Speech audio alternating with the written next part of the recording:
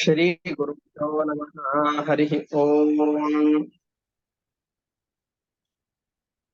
ಅಖಿಲ ಜನಿ ವಿಲಯ ಪರ ಸುಖ ಕಾರಣ ಪರಪುರುಷೋತ್ತಮ ಭವ ಮಮ ಶರಣಂ. ಶುಭತಮ ಕಥಾಶಯ ಪರಮ ಸದೋದಿತ ಜಗದೇಕ ಕಾರಣ ರಾಮ ರಮಾ ರಮಣ. ಹಿಂದೆ ಹೇಳಿದ ಎಲ್ಲ ವಿಷಯಗಳ ಸಂಗ್ರಹಾತ್ಮಕವಾಗಿ ಭಗವಂತನ ಸ್ವರೂಪವನ್ನ ಸ್ತೋತ್ರ ಮಾಡಿ ಉಪಸಂಹಾರ ಮಾಡ್ತಾ ಇದ್ದಾರೆ. ಅಖಿಲ ಜನಿ ವಿಲಯ ಪರಸುಖ ಕಾರಣ. ಅಖಿಲ ಜನಿ, ಅಖಿಲ ಸಮಗ್ರ ಪ್ರಪಂಚದ ಜನಿ ಹುಟ್ಟಿಗೆ, ವಿಲಯ ಪ್ರಳಯಕ್ಕೆ, ಪರಸುಖ ಸರ್ವೋತ್ತಮವಾದಂತಹ ಮೋಕ್ಷ ಸುಖಕ್ಕೆ ಅಂದ್ರೆ ಮೋಕ್ಷವನ್ನು ಕೊಡುವುದಕ್ಕೆ ಕಾರಣ, ಕಾರಣನಾದವನು ಪರಮಾತ್ಮ. ಅಖಿಲ ಜನಿ, ಅಖಿಲ ಸಕಲ ಪ್ರಪಂಚದ ಜನಿ ಹುಟ್ಟಿಗೆ, ವಿಲಯ ನಾಶಕ್ಕೆ, ಪರಸುಖ ಸರ್ವೋತ್ತಮವಾದ ಸ್ವರೂಪ ಸುಖದ ಅಭಿವ್ಯಕ್ತಿಗೆ ಕಾರಣನಾದವನು ಪರಮಾತ್ಮ. ಪರಸುಖ ಕಾರಣ ಸರ್ವೋತ್ತಮವಾದಂತಹ ಮೋಕ್ಷ ಸುಖಕ್ಕೆ ಕಾರಣನಾದವನು ಪರಮಾತ್ಮ. ಪರ ಸರ್ವೋತ್ತಮನಾಗಿದ್ದೀಯ, ಪುರುಷೋತ್ತಮನಾಗಿದ್ದೀಯ. ಈ ಭಗವದ್ಗೀತೆಯ 15ನೇ ಅಧ್ಯಾಯದಲ್ಲಿ ಇದರಲ್ಲಿ ಭಗವದ್ಗೀತೆಯ ಪಾಠಕ್ಕೆ ಬಂದಿರೋರಿಗೆ ಗೊತ್ತಿರುತ್ತೆ. ಪುರುಷ ಅಂತ ಹೇಳಿದರೆ ಯಾರು? ಇಬ್ರು, ಕ್ಷರ ಪುರುಷರು ಮತ್ತು ಅಕ್ಷರ ಪುರುಷರು. ಶರೀರ ನಾಶ ಇರುವವರನ್ನ ಕ್ಷರ ಪುರುಷರು ಅಂತ ಕರೀತಾರೆ. ಯಾರ ಶರೀರಕ್ಕೆ ನಾಶ ಇಲ್ವೋ ಅವರನ್ನ ಅಕ್ಷರ ಪುರುಷರು ಅಂತ ಕರೀತಾರೆ. ಅಕ್ಷರ ಪುರುಷರು ಜಗತ್ತಿನಲ್ಲಿ ಒಬ್ಬಳೆ, ಮಹಾಲಕ್ಷ್ಮೀ ದೇವಿ. ಕ್ಷರ ಪುರುಷರು ಬ್ರಹ್ಮನಿಂದ ಆರಂಭಿಸಿಕೊಂಡು ಎಲ್ಲ ಜೀವರು ಕೂಡ ಕ್ಷರ ಪುರುಷರೇ. ಯಾಕೆ? ನಮ್ಮೆಲ್ಲರ ಶರೀರ ಕ್ಷರಣವಾಗತ್ತೆ. ಶರೀರ ಕ್ಷರಣಾತ್ ಕ್ಷರಾಹ. ಜೀವರು ಅಂತ ಯಾರಿದ್ದಾರೋ, ಪ್ರತಿಯೊಬ್ಬ ಸಾಧನೆಗೆ ಅಂತ ಇರುವ ಜೀವನ ಶರೀರದ ಕ್ಷರಣವಾಗತ್ತೆ, ಕ್ಷಯವಾಗತ್ತೆ. ಆದ ಕಾರಣದಿಂದ ಕ್ಷರರು ಅಂತ ಹೇಳಿದ್ರೆ ಯಾರು ಅಂತಂದ್ರೆ ಜೀವರು. ಅಕ್ಷರಳು ಆದಂತಹ ಪುರುಷಳು ಅಂತಂದ್ರೆ ಲಕ್ಷ್ಮೀದೇವಿ. ಅವಳ ಶರೀರಕ್ಕೆ ಏನೆಂದಿಗೂ ನಾಶ ಇಲ್ಲ. ಕ್ಷರ ಮತ್ತು ಅಕ್ಷರ ಈ ಎರಡು ಪುರುಷರಿಗಿಂತ ಉತ್ತಮರಾದಂಥವರು ಪರಮಾತ್ಮ. ಎಲ್ಲ ಜೀವಜಾತ ಮತ್ತು ಲಕ್ಷ್ಮೀದೇವಿ. ಇಡೀ ಜಗತ್ತಿಗಿಂತ ಶ್ರೇಷ್ಠವಾದಂತಹ ವ್ಯಕ್ತಿ, ಉತ್ತಮನಾದಂತಹವನು, ಗುಣಗಳಿಂದ ಮಾಡುವ ಕಾರ್ಯಗಳಿಂದ ಸರ್ವೋತ್ತಮ ಅಂತ ಕರೆಸಿಕೊಂಡಂತಹ ವ್ಯಕ್ತಿ ಪರಮಾತ್ಮ, ಪುರುಷೋತ್ತಮ. ಪರಮಾತ್ಮನ ಯಾವ ಅವತಾರದ ಮಹಿಮೆಗಳನ್ನ ಕೇಳಿದರೂ ಕೂಡ ಅದು ಮಂಗಳವನ್ನೇ ಉಂಟು ಮಾಡುತ್ತದೆ. ಪರಮ ನಮ್ಮ ಪೂರ್ಣತೆಗೆ ಕಾರಣವಾಗಿದೆ ಈ ಪರಮಾತ್ಮ ಸದೋದಿತ. ಎಲ್ಲ ಸದಾಗಮಗಳಿಂದ ಪ್ರತಿಪಾದ್ಯನಾಗಿದ್ದಾನೆ. ಜಗತ್ತಿಗೆ ಪ್ರಧಾನ ಕಾರಣನೂ ಆಗಿದ್ದಾನೆ. ನಮ್ಮೆಲ್ಲರಿಗೆ ಭಗವಂತನ ಕಥಾ ಶ್ರವಣದ ಮುಖಾಂತರವಾಗಿ ಸಂತೋಷವನ್ನು ಕೊಡುವವನಾಗಿದ್ದಾನೆ. ಲಕ್ಷ್ಮೀಪತಿಯೂ ಆಗಿದ್ದಾನೆ. ಅಂತಹ ಪರಮಾತ್ಮ ನಮಗೆ ರಕ್ಷಕನಾಗಿರಲಿ. ಈ ಪರಮಾತ್ಮನ ರಕ್ಷಣೆಯಲ್ಲಿ ನಾವಿದ್ವಿ ಅಂತಾದ್ರೆ ಆವಾಗ ಯಾವುದೇ ವಿಘ್ನಗಳಿಲ್ಲದೇನೆ ಸುಖವಾದ ಜೀವನ ನಮ್ಮದಾಗತ್ತೆ. ಭವ ಮಮ ಶರಣಂ, ನಮಗೆ ರಕ್ಷಕನಾಗಿರೋ. ಅಖಿಲ ಜನಿ ವಿಲಯ ಪರಸುಖ ಕಾರಣ ಪರಪುರುಷೋತ್ತಮ ಭವ ಮಮ ಶರಣಂ.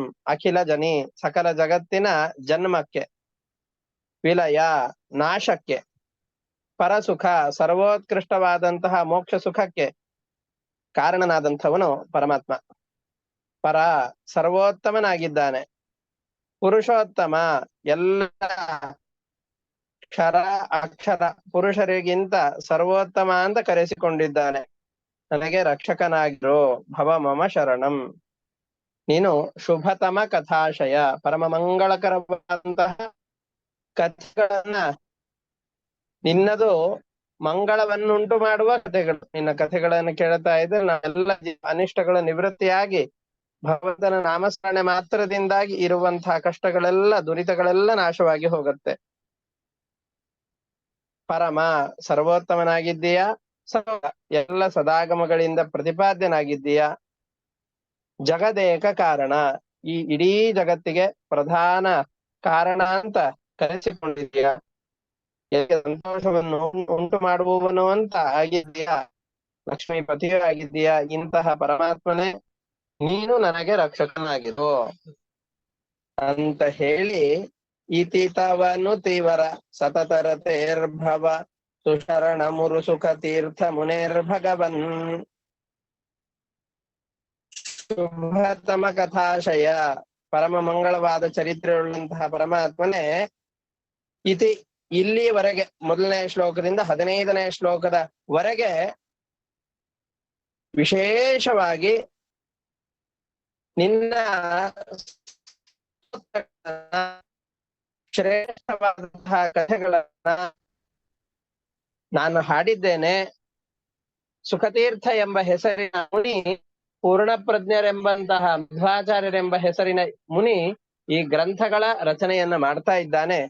ಅಂಥವನಿಗೆ ವಿಶೇಷವಾಗಿ ನೀನು ನನಗೆ ರಕ್ಷಕನಾಗಿರು. ಸುಶರಣಂ ಉರು ಭವ, ವಿಶೇಷವಾಗಿ ನನಗೆ ರಕ್ಷಕನಾಗಿರು ಅಂತ ಮಧ್ವಾಚಾರ್ಯರು ತಮ್ಮ ಪ್ರಾರ್ಥನೆಯನ್ನ ಸಲ್ಲಿಸ್ತಾ ಇದ್ದಾರೆ.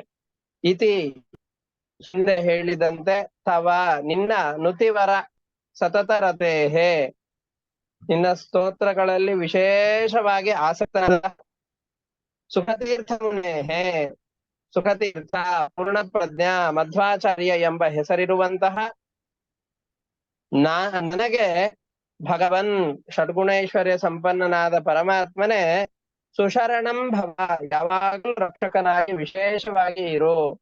ನಿನ್ನ ವಿಶೇಷವಾಗಿ ನಾವು ಆಶ್ರಯಿಸಿದ್ದೇನೆ, ನಮಗೆ ರಕ್ಷಕನಾಗಿರು ಅಂತ ಮತ್ತೆ ಮತ್ತೆ ಭಗವಂತನ ರಕ್ಷಣೆಯನ್ನ ಇದರಲ್ಲಿ ಬೇಡುತ್ತಾ ಇದ್ದಾರೆ.